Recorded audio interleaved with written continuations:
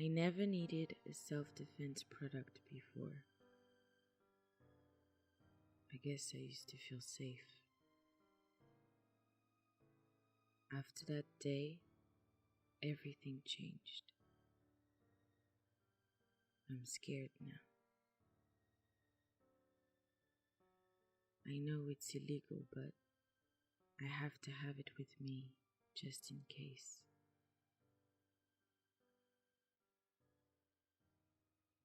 I always knew I wasn't the only one. Today, I decided to start my own healing process. I'm meeting with a couple of women who are willing to share their stories with me.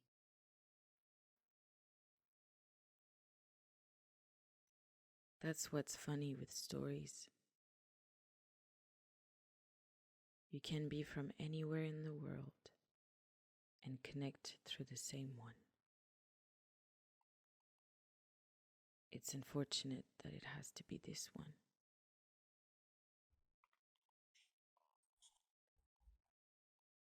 Four different women, four different voices, one reality. Kara is 29 years old. She's from South Africa. She was in a bar one day in Cape Town with some friends. She was just going to get herself a drink when a group of men decided that it was okay to touch her butt without her permission. She got angry, told them to stop. They laughed and just did it again. Without knowing it, it left her with something. Now, if a similar situation happens, she laughs as well to cope with it.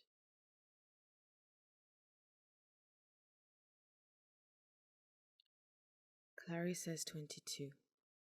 She's British.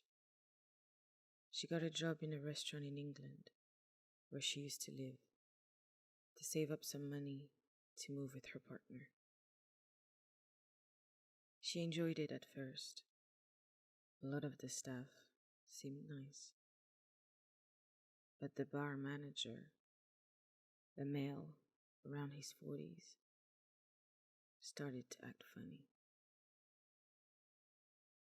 Talking to her and looking at her inappropriately.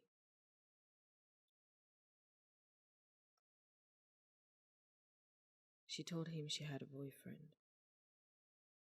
but that didn't stop him from commenting on her body and touch her butt. She had to quit the job and leave because of him, even though she needed the money.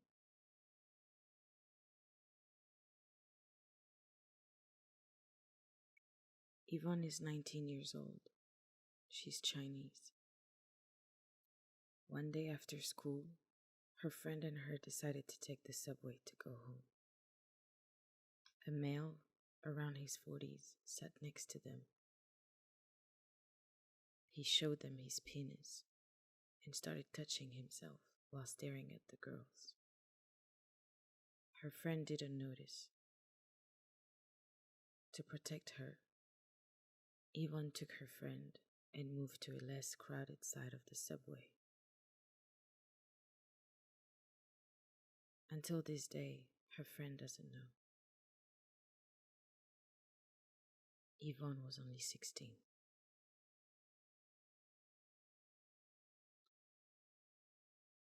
Oriana is 26. She's French. 2 years ago, she was invited to a friend's house during summertime, and it was boiling hot that day. At the time, she was living at her parents' house in the suburbs around Paris. she decided to wear a short jumpsuit. The moment she left her street to cross the road, she saw a male driving a car and intentionally slowing down to look at her from head to toe. He said something to her, but she just kept walking.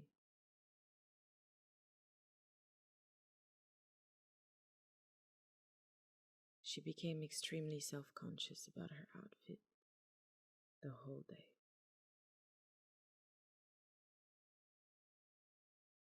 She never wore that jumpsuit again. I think when any man does that, it is a complete lack of respect for the individual that they're doing that on. Like, they don't consider their feelings or how it's going to affect them mentally or physically, whatever they're going to do. Yeah, because I don't know, some people think that we owe them something just because we're women, or that we are inferior because we're women, and that's no. It's the 21st century, and it's not acceptable anymore. Yeah. Because this person is imposing themselves onto you and into your life in a negative way. You know, it's just, they're violating my space, they're violating my freedom and my day. So yeah, you end up feeling shit. Sometimes it can ruin your whole day, like having an interaction like that. And to me, it's like, what gives you the right to do that to me in my day? I think as well, for some people, it not only ruins that day, but any situation going forward from that. If it's a similar, like for example, if it happened in a club, every time you go to a club, sometimes you might think, is this going to happen again? Mm-hmm. So every time you're re-put in that situation or that area again, you can get the same feeling, like how you were saying about your jumpsuit. You know, every time you look at that, it reminds you of that situation. So you're going to be put in the same situation every time. You're going to, even if it doesn't really affect you, you're going to think about it. I feel this word can't really fully define harassment, but I think it's a very big part of it. I think it's ignorance. So I think when people harass other people, they are ignoring the fact that other people are just, people like themselves. They are ignoring the right that other people have. And also, I feel that a huge reason that harassment are still there, they still exist, and they are even more, is that people who are not in that incident are ignoring that. They're kind of it's not something that's related to me, but it is it's related to everyone, and it's related to everyone's friend, everyone's family, because it's a society, and we want to live in a safe society that everyone can enjoy themselves. So yeah, I think it's ignorance. I think I just want to feel that I can walk around most areas of the city and be okay, but as a woman you're always that little bit cautious, especially at night. Yeah, definitely a bit more selective about where you go. Doesn't matter which city, to be honest. There's always some risk involved. You just have to be sensible about where you're going, what you're doing, yeah, things like that. Do you feel like you can wear whatever you want? Kind of. Mm-hmm. Yeah, I think it depends, but if it was really, really late at night, and I'd maybe come back from a night out and I'd maybe dress a little bit more in a maybe more revealing way, I think I would feel a lot more uncomfortable than if I was just wearing like a tracksuit or whatever.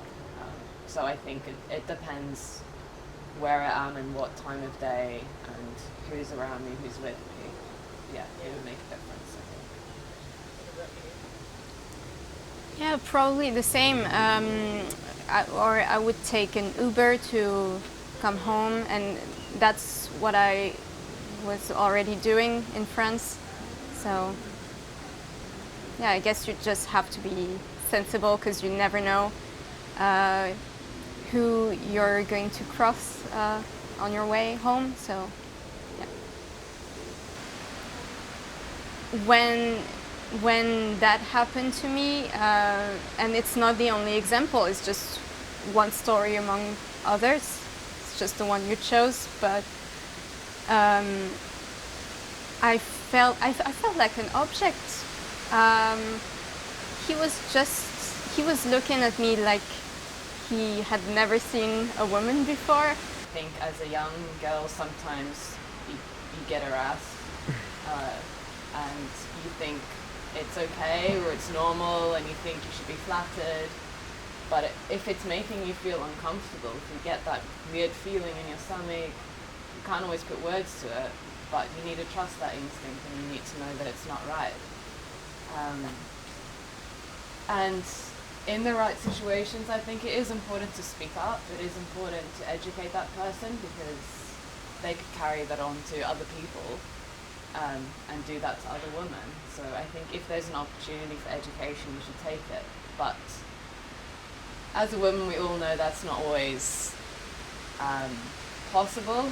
You do find yourself in situations where you could put yourself in danger if you said something or if you did something. So you just have to take that experience as it is and try and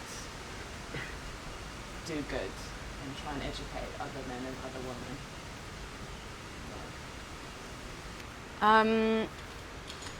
Yeah, definitely. I think that you should speak up, and if you need help, know that you're not alone. And it's important to know that it's not normal, and you should never feel guilty for what's happening. I think it's also important to be aware of your surroundings, be aware of your safety, basically. You don't want to be in you want to avoid any bad situation, even though there shouldn't be any bad situation in the first place, but It's just how it is. that's just the way it is, unfortunately. I mean, as a young girl, I don't think you ever feel like completely safe in my city. Like when I was in the bus or when I was walking on the street, there's definitely I feel there's definitely a risk that some people may come up and do something that's not supplied to me. But like generally, I feel that's kind of counts as a safe city because I know there's a lot of city that can be dangerous than that, but still just yeah, it's just never too safe to be a young girl, a girl, a woman. Yeah. I decided to talk with a psychologist on the topic. As you're speaking now, and when you approached me, have I been mildly harassed, in Glasgow in the streets in front of my mother or my son when he was, little? Of course, yes. And it's something we don't talk about, and it's something that can be traumatizing. It can be very toxic. It can be toxic. Yeah. It's something that is very difficult to get legal protection for because the law is very weak in this area. It's very difficult to prove harassment. We always said, if what's a safer space than public space? Yeah. And yet now we are starting thinking that, well, especially after the case with the girl who was murdered in the park. Yeah. again, highly political, but I'm going to mention it because we cannot not mention a young life taken. So she was in a public, she was coming back from work, and it can't be more public than that. Yeah. In London, in the middle of Europe, with a civilized society. And so, yes, what happened to you is very sudden, very unexpected.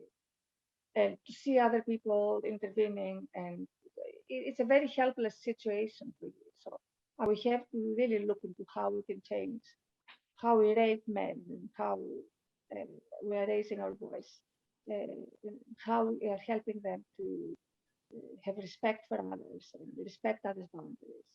Um, but also raise our girls in a way that we all need to be more assertive, set boundaries. Absolutely. Yeah, which is we have to address, I think, the power balance in this world.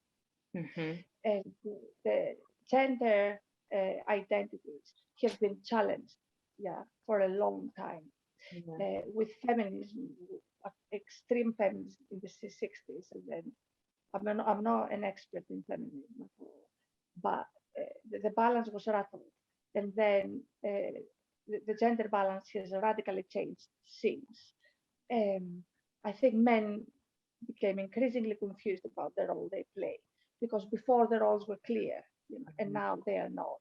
And this balance, and I think what we see, the increased domestic abuse, the increased harassment cases, the increased stalking, the increased challenges we are all facing in dating, have a lot to do with the gender stereotypes and the gender roles changing radically. I'm an optimist, so I want to believe that this is going to be phased out and addressed, But we also have to be proactive and say, this is a different world. So men, women, and everybody else in terms of gender and sexual identity. There's a lot of combinations out there. We all have to work together to decide what is going to work from now on.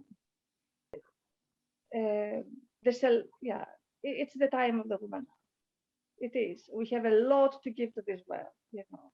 We can't do it alone. We need supporting men. We need to work together. But it's time for us to learn from our ancestors and what they've been through. Learn from the suffragettes. They've lost their children. For us to have a vote. So there's been fights that have been fought. So, but we need good men to stand by. We need good men to acknowledge, this world needs a balance of the masculine energy and the feminine energy. But for us women, it's time to come to our power. We've got a role to play.